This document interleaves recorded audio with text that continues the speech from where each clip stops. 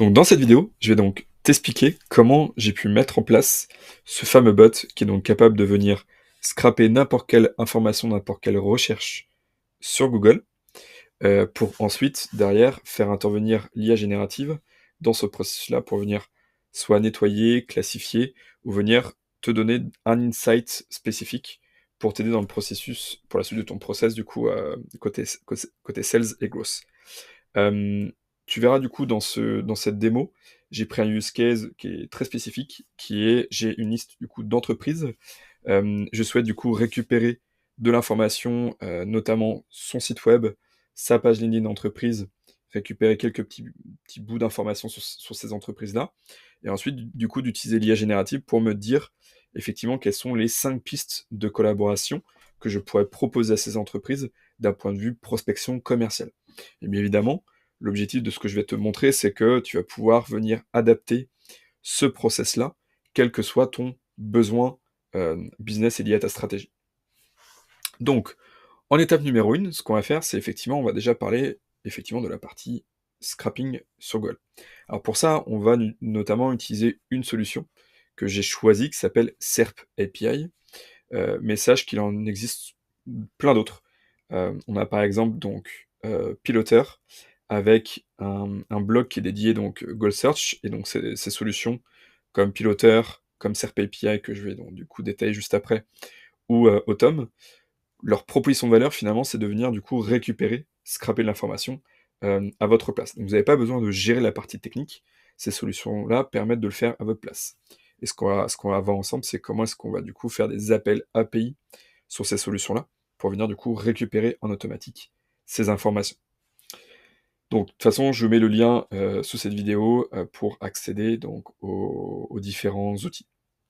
Mais là où effectivement on va du coup se pencher davantage, c'est sur SERP API. SERP API, donc c'est un des 3 outils que je vous disais à l'instant, et comme je vais vous montrer en démonstration live, l'objectif c'est que vous allez pouvoir, donc je prends l'exemple avec The Word of AI, vous allez du coup pouvoir en fait automatiser le fait de faire des requêtes dans Google. Donc là par exemple, j'ai saisi The Word of AI, on voit effectivement côté front à gauche, on a le résultat qui apparaît. Et à droite, on peut voir ici qu'on a un morceau de code avec donc les résultats de recherche qui est donc généré par Google. Et donc c'est ces informations-là qu'on va pouvoir du coup venir récupérer, qu'on va pouvoir industrialiser avec une liste, par exemple, de 5, 10, 15, 50, 100, 200, 500 listes 500 entreprises dans une liste, par exemple. Et bien évidemment, ça s'adapte en fonction de votre cas d'usage. Donc, pour pouvoir utiliser donc SERP API et notamment l'utilisation de l'API, donc ça se situe notamment au niveau de la documentation. Donc comme vous pouvez le voir, et c'est ce que j'expliquais dans le post LinkedIn, c'est que vous pouvez du coup interroger SERP API sur plein d'éléments différents dans l'environnement Google. Donc là, on va se concentrer effectivement sur Google Search, mais sachez que vous pouvez du coup faire des requêtes sur Google Maps, sur Google Images, sur Google News, pour récupérer des informations fraîches liées à l'actualité et des entreprises spécifiques, par exemple, sur Google Trends, Google Lens, mais également sur, on va dire, d'autres environnements autres que Google. Donc par exemple Bing, Yahoo, YouTube, eBay, l'App Store, etc., etc. Donc vraiment, tout ça est vraiment disponible au niveau du coup de la documentation de SERP API. Et donc là, si je fais un focus sur Google Search API, donc ça peut faire un petit peu peur, mais globalement, c'est pas extrêmement compliqué. L'idée, effectivement, c'est que, comme on peut le voir dans la documentation, c'est qu'on va utiliser l'API de SERP API et faire une requête, c'est-à-dire une recherche comme si on faisait une recherche Google, mais sauf que là, on va faire une requête sur l'API de SERP API. Comment est-ce qu'on va faire tout ça? Et ben, l'objectif, c'est qu'effectivement, je vais prendre l'exemple de ce fichier-là, dans lequel donc, j'ai une liste d'entreprises, donc là en l'occurrence c'est une liste de clients ou de partenaires avec qui je travaille aujourd'hui.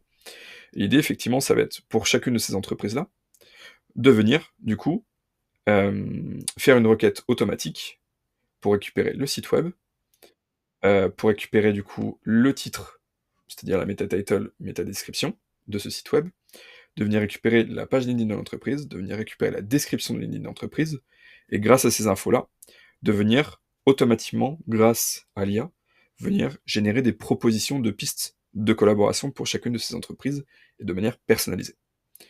Et comment est-ce qu'on va faire ça? On va du coup utiliser Make, donc un outil d'automatisation qui va nous permettre de pouvoir construire tout ce workflow. Et donc, c'est notamment donc cette petite automatisation que j'ai pu construire en quelques minutes, et que j'ai pu tester.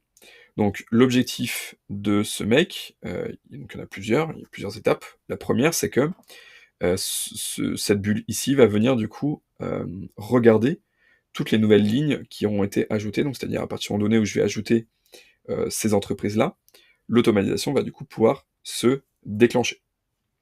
Et qu'est-ce qu'elle va faire? Globalement, elle va surveiller et voir les entreprises qui ont été rajoutées.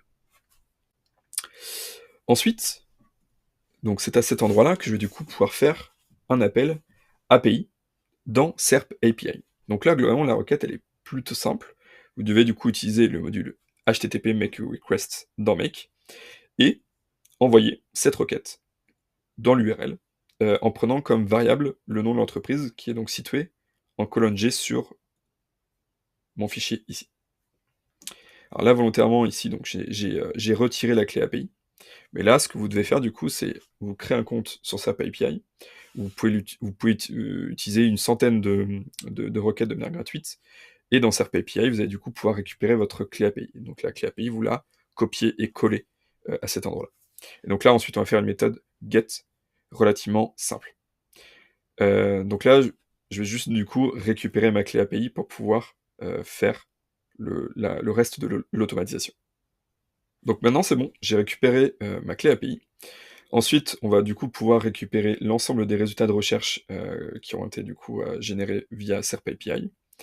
Et ensuite, on va faire plusieurs choses. Grâce à ces bulles dans Make, je vais pouvoir du coup venir mettre à jour chacune des lignes de chaque entreprise. On va récupérer le résultat du site web, du titre du site web et du snippet. Pareil au niveau du LinkedIn entreprise. Pareil au niveau de la description de LinkedIn entreprise. Et ensuite, à cet endroit-là, je vais du coup pouvoir activer donc le module OpenAI. Et là, je vais faire donc une manipulation un peu spécifique, dans le sens où là, je vais donc solliciter un assistant IA, que j'ai donc paramétré dans OpenAI, et dont son rôle, en fait, c'est donc de m'aider dans finalement l'analyse de ces prospects pour me dire si effectivement c'est un prospect oui ou non, et quelles sont les pistes de collaboration que je pourrais du coup proposer à chacune de ces entreprises.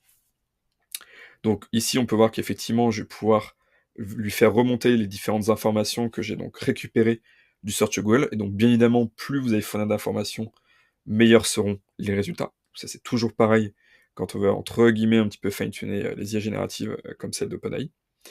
Et donc là, je fais une petite parenthèse très rapide sur mon agent que j'ai paramétré. Et globalement, c'est donc donc je l'ai appelé le IA Sales Assistant.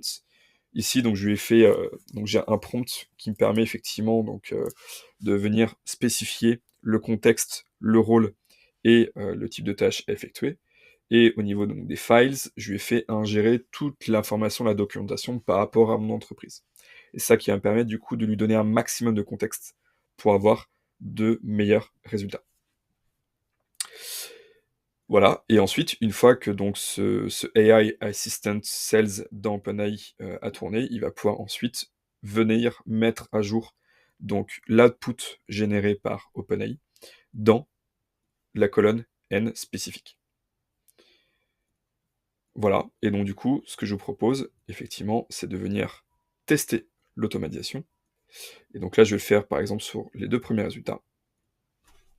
Donc là, je sélectionne effectivement à partir de quelle ligne je vais du coup pouvoir démarrer l'automatisation.